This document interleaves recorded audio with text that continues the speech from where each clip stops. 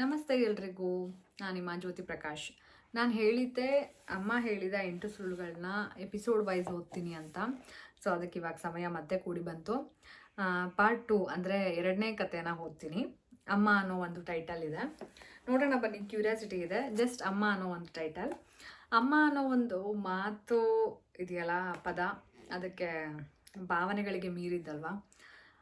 ನೋಡೋಣ ಏನಿದೆ ಈ ಕಥೆಯಲ್ಲಿ ಅಂತ. ಆಯಿತಾ? ಅಲಸೂರಿನ ಸೋಮೇಶ್ವರ ದೇವಸ್ಥಾನದಿಂದ 2 ಕ್ರಾಸ್ ಆಚೆಗೆ ರಾಮು ಮನೆ ಇತ್ತು. ಆ ಮನೆಯಲ್ಲಿದ್ದವರು ರಾಮು ಮತ್ತು ಅವನ ತಾಯಿ ಇಬ್ಬರೇ. ರಾಮು ಹುಟ್ಟಿದ 2 ತಿಂಗಳಲ್ಲಿ ಆತನ ತಂದೆ ತೀರಿಕೊಂಡಿದ್ದ. ಮನೆಯ ಪಾತ್ರೆ ತೊಳೆದು ಆ ವಿಧವೆ ಮಗನನ್ನು ಸಾಕುತ್ತಿದ್ದಳು. ಆಕೆ ಒಂದು ಕಣ್ಣಿರಲಿಲ್ಲ. ಹಾಗಾಗಿ ಒಂಥರ ವಿಕಾರವಾಗಿ ಕಾಣ್ತಿದ್ಲು.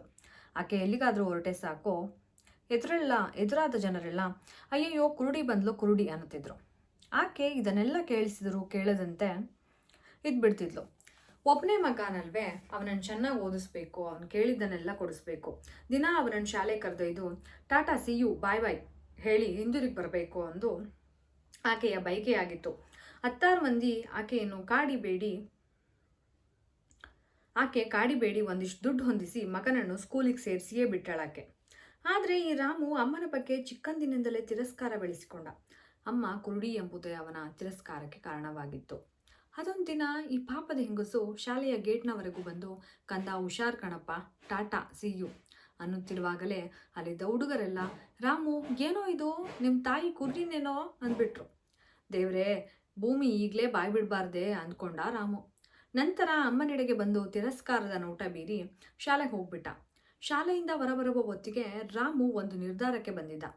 ಅಮ್ಮ ಕುರೂಪಿ, ಅಮ್ಮ ಕುರುಡಿ. ಅವಳ ಜೊತೆಗಿದ್ದರೆ ಸಮಾಜ ನನ್ನನ್ನು ಅಪಹಾಸ್ಯ ಮಾಡುತ್ತದೆ. ಅವಳಿಂದ ದೂರವಿರುವುದೇ ಒಳ್ಳೆಯದು. ಅಮ್ಮನ ಸಾಂಗತ್ಯ ಬೇಡವೇ ಬೇಡ. ಸುತ್ತಮುತ್ತಲಿನ ಜನರ ಪರಿಹಾಸ್ಯದ ಮಾತು ರಾಮುಗೆ ವಿಪರೀತ ಅವಮಾನ ಉಂಟು ಮಾಡಿತ್ತು. ಹಾಗಾಗಿ ಮರುದಿನದಿಂದಲೇ ರಾಮು ಬದಲಾದ. ಅಮ್ಮನೊಂದಿಗೆ ಮಾತ್ಬಿಟ್ಟ. ಆಕೆಯನ್ನು ನೋಡುವುದನ್ನೂ ಕಡಿಮೆ ಮಾಡ್ದ. ಎತ್ತ ಕರುಳಲ್ವೇ, ಮರುಗಿತು, ನರಳಿತ್ತು. ಕಡೆಗೊಮ್ಮೆ, ಕಂದ ಯಾಕಪ್ಪ ಹೀಗೆ ಮಾಡ್ತಿದ್ದಿ ಎಂದು ಕೇಳಿದಳು ತಾಯಿ. ನೋಡು, ನೀನು ಕುರುಡಿ, ನಿನ್ನದು ಅಸಹ್ಯದ ಮುಖ. ನಿನ್ನ ಜೊತೆಗೆ ಬಂದರೆ ಎಲ್ಲರೂ ನನ್ನನ್ನು ಅಪಹಾಸ್ಯ ಮಾಡ್ತಾರೆ. ನನ್ನ ಜೊತೆ ಇರೋ ಬದಲು ನನ್ನನ್ನು ಗೆಳೆಯರ ಮಧ್ಯೆ ನಗೆಪಾಟ್ಲಿಗೆ ಗುರಿ ಮಾಡುವ ಬದಲು ನೀನೆಲ್ಲಾದರೂ ಹೋಗಿ ಸಾಯ್ಬಾರ್ದೆ. ರಾಮು ತನ್ನ ವಯಸ್ಸಿಗೆ ಮೀರಿದ ಮಾತಾಡ್ಬಿಟ್ಟ. ಈ ಮಧ್ಯೆಗೆ ಅವನು ಜವಾಹರ್ ನವೋದಯ ವಿದ್ಯಾಲಯದ ಪರೀಕ್ಷೆ ಬರೆದು ಪಾಸಾದ. ಜವಾಹರ್ ನವೋದಯ ವಿದ್ಯಾಲಯಕ್ಕೆ ಬಂದದ್ದೇ ರಾಮುನ ಅದೃಷ್ಟ ಕುಲಾಯಿಸಿತು. ಆತ ಇನ್ನಿಲ್ಲದ ಶ್ರದ್ಧೆಯಿಂದ ಓದಿದ. ಕುರೂಪಿ ಅಮ್ಮನಿಂದ ದೂರವಿರಬೇಕೆಂದೇ ಓದಿದ. ಉದ್ದಕ್ಕೂ ರ್ಯಾಂಕ್ ವಿದ್ಯಾರ್ಥಿಯಾಗಿಯೇ ಬಂದ. ಡಿಗ್ರಿ ಮುಗಿದದ್ದೇ ತಡ, ದೆಹಲಿಯಲ್ಲಿ ಭಾರೀ ಸಂಬಳದ ಹುದ್ದೆಯೂ ಅವನಿಗೆ ಸಿಕ್ಬಿಡ್ತು. 1-2 ವರ್ಷಗಳಲ್ಲೇ ರಾಮು ದೊಡ್ಡ ಹೆಸರು ಮಾಡಿದ. ಅವನ ರೂಪ, ವಿದ್ಯೆ, ಅಧಿಕಾರಕ್ಕೆ ಮನಸೋತ ಗಣ್ಯರೊಬ್ಬರು ಮಗಳನ್ನು ಕೊಟ್ಟು ಮದುವೆಯನ್ನೂ ಮಾಡಿದರು. ನನಗೆ ಅಪ್ಪ ಅಮ್ಮ ಇಬ್ಬರೂ ಇಲ್ಲ ಎಂದೇ ಅವರೊಂದಿಗೆ ರಾಮು ಹೇಳ್ಕೊಂಡಿದ್ದ. ಅವ್ರಿಗೆ ಬೇಕಿದ್ದಿದ್ದು ಅಳಿಯ, ಅವನ ಅಧಿಕಾರ. ಹುಡುಗನಿಗೆ ಹಿಂದೆ ಮುಂದೆ ಇಲ್ಲದೇ ಇರುವುದು ಒಳ್ಳೆಯದೇ ಆಯಿತು ಅಂದ್ಕೊಂಡ್ರು ಅವರು. ನಂತರದ 1-2 ವರ್ಷಗಳಲ್ಲಿಯೇ ರಾಮುಗೆ ಮಕ್ಕಳಾದವು. ಈ ಮಧ್ಯೆಯೇ ಅವನಿಗೆ ಯಾವುದೋ ಪ್ರಶಸ್ತಿ ಕೂಡ ಸಿಕ್ಕಿ ಅದು ನಾಡಿನ ಎಲ್ಲ ಪತ್ರಿಕೆಗಳಲ್ಲಿ ಸುದ್ದಿಯಾಯಿತು. ಹಬ್ಬ, ಆ ಕುರುಡಿ ಅಮ್ಮನಿಂದ ಕಡೆಗೂ ತಪ್ಪಿಸ್ಕೊಂಡೆ ಎಂದು ತನ್ನೊಳಗೆ ತಾನೇ ಹೇಳ್ಕೊಳ್ತಾ ಅಂದೊಂದು ಬೆಳಗ್ಗೆ ಮಕ್ಕಳೊಂದಿಗೆ ಆಟದಲ್ಲಿ ತೊಡಗಿದ್ದ ರಾಮು. ಆಗಲೇ ಮನೆಯ ಬಾಗಿಲಲ್ಲಿ ಆಕೆಯ ನೆರಳು ಕಾಣಿಸಿಕೊಂಡಿತ್ತು. ಅನುಮಾನವೇ ಬೇಡ, ಅವಳೇ, ಒಂಟಿಗಣ್ಣಿನ ಹೆಂಗಸು, ತನ್ನಮ್ಮ. ಈ ಕುರುಡಿ ದಿಲ್ಲಿಗೂ ಬಂದ್ಲಲ್ಲ ಅನ್ನಿಸಿ ರಾಮುಗೆ ಮೊದಲಿಗೆ ಬೆರಗಾಯಿತು. ಆಕೆ ಮುಂದೆ ತನ್ನೊಂದಿಗೆ ಉಳಿಯಬಹುದು ಅನ್ನಿಸಿದಾಗ ಮಾತ್ರ ವಿಪರೀತ ಸಿಟ್ಟು ಬಂತು. ಆತ ಕೂತಲ್ಲಿಂದಲೇ ಹಬ್ಬರಿಸಿದ. ಏ ಮುದುಕಿ, ಹೇಳ್ದೆ ಕೇಳ್ದೆ ನಮ್ಮನೆಗೆ ಹೇಗೆ ಬಂದೆ, ಯಾಕೆ ಬಂದೆ? ನೀನು ಕುರೂಪ ಕಂಡ್ರೆ ಮಕ್ಕಳು ಎದುರುತ್ತವೆ. ನೀನೇ ಬೇಗ ಹೋಗ್ತೀಯೋ ಅಥವಾ ನಾನೇ ಕತ್ತಿಡ್ದು ನುಗ್ಬೇಕೋ? ಆ ಮುದುಕಿಯ ಒಂಟಿ ಕಣ್ಣಿಂದ ಚಕ್ಕನೆ 2 ಅನಿಕಂಬನಿ ಹುರುಳಿ ಬಿತ್ತು. ಆಕೆ ಸಂಕಟದ ದನಿಯಲ್ಲಿ ಹೇಳಿದಳು, ದೇವರು, ತಪ್ಪಾಯ್ತು ಕಣಪ್ಪ, ನನಗೆ ಅಡ್ರೆಸ್ ಗೊತ್ತಾಗಲಿಲ್ಲ, ಹಿಂಗೆ ಬಂದ್ಬಿಟ್ಟೆ, ಕ್ಷಮಿಸ್ಬಿಡಪ್ಪ. ಇಷ್ಟೇಳಿ ಆಕೆ ಹೋಗ್ಬಿಟ್ಲು. ರಾಮುಗಾಗ್ಲೂ ಅಯ್ಯೋ ಅನ್ನಿಸ್ಲಿಲ್ಲ. ಪೀಡೆ ತೊಲಗಿತು ಅಂದ್ಕೊಂಡ. ತೆಪ್ಪಗಾದ. ಈ ಘಟನೆ ನಡೆದು 1.5 ತಿಂಗಳ ನಂತರ ಕಚೇರಿ ಕೆಲಸದ ನಿಮಿತ್ತ ರಾಮು ಬೆಂಗಳೂರಿಗೆ ಬರಬೇಕಾಗಿ ಬಂತು. ಬಂದ ಕೆಲಸ ಮುಗಿಸಿದ. ಯಾಕೋ ಹಳೆಯ ಬದುಕು ನೆನಪಾಯಿತು. ಒಂದ್ಸಲ ತಾವಿದ್ದ ಹಳೆಯ ಮನೆಯ ಬಳಿ ಹೋಗಬೇಕು ಅನಿಸ್ತು. ಒಂಟಿಗನಿನ ಅಮ್ಮ ಇದ್ದಾಳಾ? ಇದ್ರೆ ಹೇಗಿದ್ದಾಳೆ? ತನ್ನ ನೋಡಿ ಏನಂತಾಳೆ ಎಂದುಕೊಳ್ಳುತ್ತಾ ಅದೇ ಹಲಸೂರಿನ ಸೋಮೇಶ್ವರ ದೇಗುಲದ ಮನೆಯ ಬಳಿಗೆ ಬಂದೇ ಬಿಟ್ಟ. ಅಮ್ಮನಿದ್ದ ಮನೆ ಹಾಗೇ ಇತ್ತು, ಆದ್ರೆ ಒಳಗೆ ಆಕೆ ಇರಲಿಲ್ಲ. ಅಕ್ಕಪಕ್ಕದವರು ರಾಮುನನ್ನು ಗುರುತಿಸಿದ್ರು. ವಾರದ ಹಿಂದೆ ನಿಮ್ಮಮ್ಮ ಹೋಗ್ಬಿಟ್ಲು. ಕಡೆಗಳಿಗೆಯಲ್ಲಿ ನಿನ್ನನ್ನು ತುಂಬಾ ನೆನಪಿಸ್ಕೊಂಡ್ಲು ಕಣಪ್ಪ. ತಗೋ, ನಿನಗೊಂದು ಕವರ್ ಕೊಟ್ಟಿದ್ದಾಳೆ ಅಂದ್ರು. ರಾಮು ಅಂಜುತ್ತಲೇ ಆ ಕವರ್ ಪಡೆದ. ನಂತರ ಕಾರಲ್ಲಿ ಕೂತು ಕುತೂಹಲದಿಂದಲೇ ಅದನ್ನು ಒಡೆದ. ಅಲ್ಲಿದ್ದ ಪತ್ರದಲ್ಲಿ ಹೀಗಿತ್ತು: ಕಂದ, ಕಡೆಗೂ ನಿನ್ನನ್ನು ನೋಡದೆ ಸತ್ತು ಹೋಗ್ತಾ ಇದ್ದೀನಿ. ಕ್ಷಮಿಸ್ಬಿಡು ಚಿನ್ನ. ನಿಂಗೆ ಗೊತ್ತಿದೆಯಲ್ಲ, ನೀನಿಲ್ಲದೆ ನನಗೆ ಇನ್ನೊಂದು ಜಗತ್ತೇ ಇರಲಿಲ್ಲ. ನನ್ನ ನೆರಳು, ನನ್ನ ಉಸಿರು, ನನ್ನದೆಯ ಹಾಡು ಎಲ್ಲವೂ ನೀನೇ ಆಗಿದ್ದೆ. ಹಾಗಿದ್ರೂ ನನ್ನ ಕುರುಡುತನದ ನೆಪ ಹೇಳಿ ನೀನು ಬೇರೆಯಾಗಿ ಬಿಟ್ಟೆ. ದೆಹಲಿಗೆ ಹೋದೆ, ಅಷ್ಟೆತ್ತರ ಬೆಳೆದೆ, ಪ್ರಶಸ್ತಿ ತಗೊಂಡೆ, ಮದುವೆಯಾದೆ. ಇಲ್ಲಿ ನಾನು ದಿನದಿನವೂ ನಿನ್ನ ನೆನಪಲ್ಲೇ ಬದುಕಿದೆ ಕಣೋ.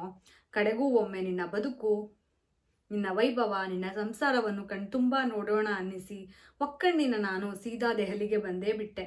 ಕನ್ನಡವಲ್ಲದೆ ಬೇರೆ ಭಾಷೆ ತಿಳಿಯದ ನಾನು ಬೆಂಗಳೂರಿನ ಬಸ್ ಸ್ಟ್ಯಾಂಡ್ ಬಿಟ್ಟರೆ ಬೇರೊಂದು ಊರನ್ನು ಕಂಡಿರದ ನಾನು ದೆಹಲಿಗೆ ಬಂದದ್ದು, ಅಲ್ಲಿ ವಾರಗಟ್ಟಲೆ ಅಬ್ಬೆಪಾರಿಯಾಗಿ ಅಲೆದದ್ದು, ಅದೇಗೋ ನಿನ್ನ ಮನೆ ಹುಡುಕಿದ್ದೆ. ಒಂದು ದೊಡ್ಡ ಸಾಹಸ. ಒಂದು ಸತ್ಯ ಹೇಳ ಕಂದ, 1ನೇ ಕ್ಲಾಸಲ್ಲಿದ್ದಾಗ ನಿಂಗೆ ಆಕ್ಸಿಡೆಂಟ್ ಆಗಿತ್ತು. ಅಪಘಾತದ ತೀವ್ರತೆಗೆ ನಿನ್ನ ಒಂದು ಕಣ್ಣೇ ಹೋಗಿತ್ತು. ನೋಡಮ್ಮ, ಒಂದು ಕಣ್ಣು ಹೋಗ್ಬಿಟ್ಟಿದೆ, ಹಾಗಾಗಿ ಮುಂದೆ ಸಾಯೋ ತನಕ ನಿನ್ನ ಮಗ ಒಕ್ಕಣ್ಣಿನವ ಆಗಿರ್ತಾನೆ ಅಂದಿದ್ರು ಡಾಕ್ಟ್ರು. ನನ್ನ ಮಗನಿಗೆ ಒಕ್ಕಣ್ಣೆ ಬೇಡ ಬೇಡ ಅಂದಿತ್ತು ಮನಸ್ಸು. ಅಷ್ಟೇ, ಡಾಕ್ಟರಿಗೆ ಕೈ ಮುಗ್ದೆ, ಕಾಲು ಹಿಡಿದೆ, ಗೋಳಾಡಿದೆ, ಬೇಡಿಕೊಂಡೆ. 10 ಮನೆಯಲ್ಲಿ ಸಾಲ ತಂದು ಈ ದುಡ್ಡು ತಗೊಳ್ಳಿ ಡಾಕ್ಟ್ರೆ, ನನ್ನ ಒಂದು ಕಣ್ಣನ್ನೇ ತೆಗೆದು ನನ್ನ ಮಗುಗೆ ಜೋಡಿಸಿ. ನಾನಿವತ್ತು ನಾಳೆಯೋ ಸಾಯುವ ಹೆಂಗಸು, ನನಗೆ ಒಂದು ಕಣ್ಣಿದ್ರೆ ಸಾಕು ಅಂದೆ. ಡಾಕ್ಟರ್ ಹಾಗೆ ಮಾಡಿದ್ರು. ಸಾಯುವವರೆಗೆ ಈ ವಿಷಯ ಹೇಳಬಾರ್ದು ಅಂತ ನಂಗೆ ಆಸೆ ಇತ್ತು. ಹಾಗೆ ಬದುಕಿದೆ. ಈಗ ಸತ್ತ ನಂತರ ಕೇಳ್ತಾ ಇದ್ದೀನಿ ಕಂದ, ಒಂದೇ ಒಂದ್ಸಲ ನನ್ನನ್ನು ಅಮ್ಮ ಎಂದು ಕರೆಯಪ್ಪ. ಹಾಗಂತ ಕರ್ಸ್ಕೋಬೇಕು ಅನ್ನೋದು ನನ್ನ ಹಿರಿಯ ಆಸೆ ಮಗನೇ. ನೀನು ಯಾವತ್ತೂ ಅಳಬಾರ್ದು, ಕಣ್ಣೀರು ಹಾಕಬಾರ್ದು. ನಿನ್ನ ಕಣ್ಣೊಳಗೆ ನಾನಿರುವಾಗ ಚಿಂತೆ ಏಕೆ ಮಗನೇ? ಪತ್ರ ಓದಿ ಮುಗಿಸಿದ ರಾಮು. ಅಮ್ಮ ಎಂದು ಚೀರಿದ. ಈ ಗಡಿಬಿಡಿಯ ಬದುಕಲ್ಲಿ ನೀವು ಎಲ್ಲರಿಗೂ ಅಷ್ಟೇ. ಅಮ್ಮ ಎಂದರೆ ಅಸಡ್ಡೆ, ಅಮ್ಮ ಎಂದರೆ ತಿರಸ್ಕಾರ, ಅಮ್ಮ ಎಂದರೆ ವಿಪರೀತ ಸಲುಗೆ, ಮತ್ತು ಅಮ್ಮನ ಮೇಲೆ ವಿನಾಕಾರಣ ಸಿಟ್ಟು ಬೇಡ. ನಾವ್ಯಾರೂ ರಾಮು ಆಗೋದು ಬೇಡ.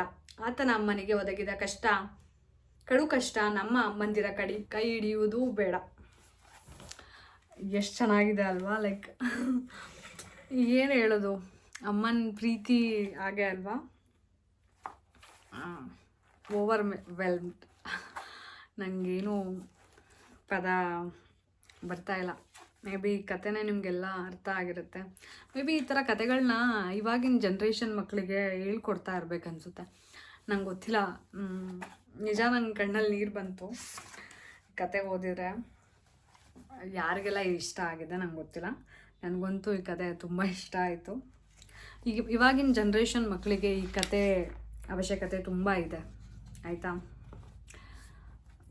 ಈ ಥರ ಕತೆಗಳನ್ನ, ನೀತಿ ಕತೆಗಳನ್ನ ಮಕ್ಕಳಿಗೆ ಹೇಳ್ಕೊಡ್ಬೇಕು. ಇವಾಗಿನ ಮಕ್ಕಳು ಅಂತೂ ಪೇರೆಂಟ್ಸ್ ವ್ಯಾಲ್ಯೂನೇ ಗೊತ್ತಿಲ್ಲದೆ ಇರೋ ಥರ ಆಡ್ತಾರೆ. ಹೇಳ್ತಾರಲ್ಲ, ಏನದು, ಇದ್ದಾಗ